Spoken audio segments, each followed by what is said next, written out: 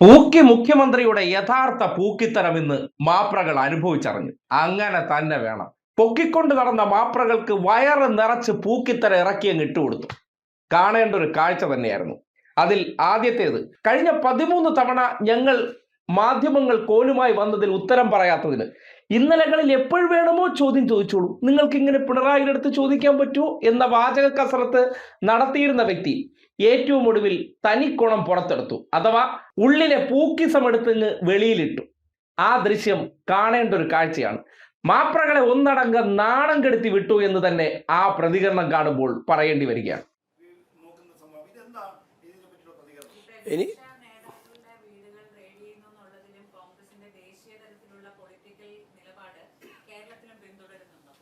ആദ്യം ഞാനൊരു കാര്യം പറയട്ടെ. ഞാൻ എപ്പോഴാണ് മറുപടി പറയേണ്ടതെന്ന് തീരുമാനിക്കാനുള്ള അവകാശമെങ്കിൽ എനിക്ക് തരണം. നിങ്ങളോടാണ് ഞാൻ മറുപടി പറഞ്ഞില്ല, മൗനി ബാബയാണ്.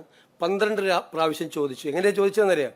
ഒന്ന് രാവിലെ ഞാൻ വീട്ടിൽ നിന്ന് ഇറങ്ങിയതാണ് വീട്ടിൽ നിന്ന്. അപ്പം ചോദ്യം. അത് കഴിഞ്ഞിട്ട് ഞാൻ വീണ്ടും അകത്ത് കയറി കുളിച്ച് പുറത്തേക്ക് ഇറങ്ങിയപ്പോൾ വീണ്ടും മൈക്ക് വെച്ച് ചോദ്യം. ഞാൻ കേരള ഹൗസിലേക്ക് കയറുമ്പോൾ ചോദ്യം, ഇറങ്ങുമ്പോൾ ചോദ്യം. പിന്നെ ഞാൻ വണ്ടിയിൽ കയറിയിരിക്കുമ്പോൾ ഒരു മൈക്ക് എൻ്റെ മുഖത്ത് വന്നാൽ ഇടിച്ചത്. ഞാൻ ആരോടും പറഞ്ഞിട്ടില്ല ഇതുവരെ. ഇപ്പം നിങ്ങളോട് രഹസ്യയോട് പറയാം, എൻ്റെ മുഖത്താണ്. ഞാൻ ഒന്നും പറഞ്ഞില്ല, സത്യം. എന്നിട്ട് എന്നോട് ചോദിച്ചു. അപ്പോഴും ഞാൻ ഒന്നും പറഞ്ഞില്ല. എപ്പോഴാണ് പറയേണ്ടതെന്ന് തീരുമാനിക്കാനുള്ള അവകാശമെങ്കിലും ദയവ് ചെയ്ത് എനിക്ക് തരാം. ദയവ് ചെയ്ത് എപ്പോഴാണ് ഒരു കാര്യത്തിൽ മറുപടി പറയാൻ വേണ്ടേ? ഞാൻ പഠിച്ചിട്ടല്ലേ പറയേണ്ടത്, മനസ്സിലാക്കിയിട്ടല്ലേ പറയേണ്ടത്, സമയത്ത് ഉചിതമായ സമയത്തല്ലേ പറയേണ്ടത്. ഞാൻ അങ്ങനെ ഒളിച്ചോടുന്ന ആളാണോ? അങ്ങനെയാണെങ്കിൽ ഞാൻ ക്യാബിനറ്റ് ബ്രീഫിംഗ് നടത്തി തുടങ്ങിയില്ലേ നിങ്ങളോട്? എത്ര പ്രാവശ്യം നിങ്ങൾക്ക് എല്ലാ അവസരങ്ങളും തന്നു? അപ്പോൾ നിങ്ങൾക്ക് ചോദ്യം ചോദിക്കാനുള്ള അവകാശം പോലെ തന്നെ എനിക്ക് മറുപടി പറയാനുള്ള അവകാശം കൂടി എനിക്ക് തരണം. എന്നിട്ട് 12 പ്രാവശ്യം ചോദ്യം ചോദിച്ചിട്ട് പോയില്ല. 12 പ്രാവശ്യം, നിങ്ങൾക്ക് 24 പ്രാവശ്യം ചോദ്യം ചോദിക്കുക. എനിക്ക് മറുപടി പറയേണ്ട സമയം ഞാനല്ലേ തീരുമാനിക്കേണ്ടത്. അതെനിക്ക് തരണം. റിക്വസ്റ്റാണ്. അല്ലല്ല ഇങ്ങനെ അല്ലല്ല. ഞാൻ അങ്ങനെ ആകണമെന്നാണോ നിങ്ങൾ പറയുന്നത്? ഞാൻ ക്യാബിനറ്റ് ബ്രീഫിംഗ് നടത്തുന്ന ആളാണ്. നോ. നിങ്ങൾ ചോദിക്കുമ്പോൾ അല്ലല്ല, നിങ്ങൾ ഇല്ല ഞാനിപ്പോൾ വന്നിരിക്കുമല്ലേ. ഇല്ല നിങ്ങൾക്ക് അദ്ദേഹത്തിൻ്റെ അടുത്തേക്ക് പോലും പോകാൻ പറ്റില്ലായിരുന്നല്ലോ. പിന്നെയാണ് നിങ്ങൾ 12 പ്രാവശ്യം ചോദ്യം ചോദിക്കണം. നോ. നിങ്ങൾ അങ്ങനെ പറയല്ലേ, അങ്ങനെ ആക്കല്ലേ, അങ്ങനെ താരതമ്യം ചെയ്ത് നിങ്ങൾ അങ്ങനെ ആക്കല്ലേ. നിങ്ങൾ ഈ വിഷയം കേൾക്കണോ? എനിക്ക് പറയാനുള്ളത് ഞാൻ പറഞ്ഞു. ഞാൻ മറുപടി പറയേണ്ട സമയം തീരുമാനിക്കുന്നത് ഞാനാണ്. കാരണം എനിക്കത് പഠിച്ചും മനസ്സിലാക്കിയിട്ടോ പറയാൻ പാടുള്ളൂ. പെട്ടെന്നങ്ങ് പറയാൻ പറ്റില്ല. ഞാൻ അതിൻ്റെ സമയം തീരുമാനിക്കേണ്ടത് ഞാൻ. അതിനുള്ള അവകാശം എനിക്ക് തന്നെ. അത് നിങ്ങളല്ല തീരുമാനിക്കേണ്ടത്. നിങ്ങൾക്ക് ചോദ്യം ചോദിക്കാം.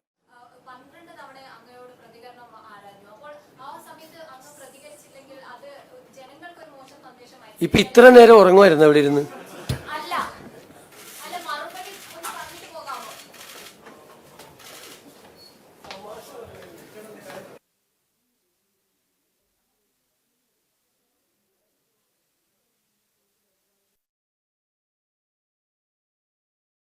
ഇങ്ങനെ എങ്ങാനും പിണറായി വിജയൻ കാട്ടണമായിരുന്നു.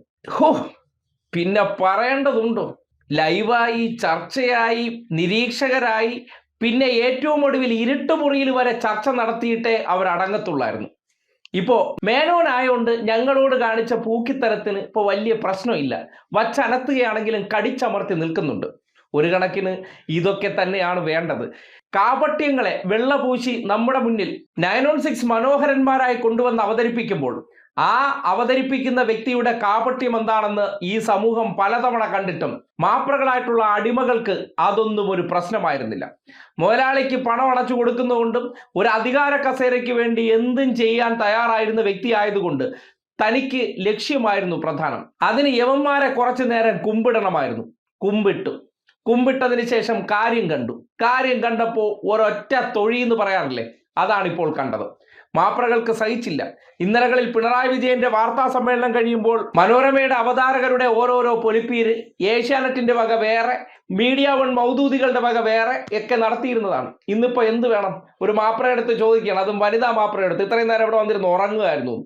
ഇതേ ചോദ്യം പിണറായിയാണ് ചോദിച്ചിരുന്നെങ്കിൽ എന്തായിരുന്നേനെ ഇവിടുത്തെ കോലാഹലം?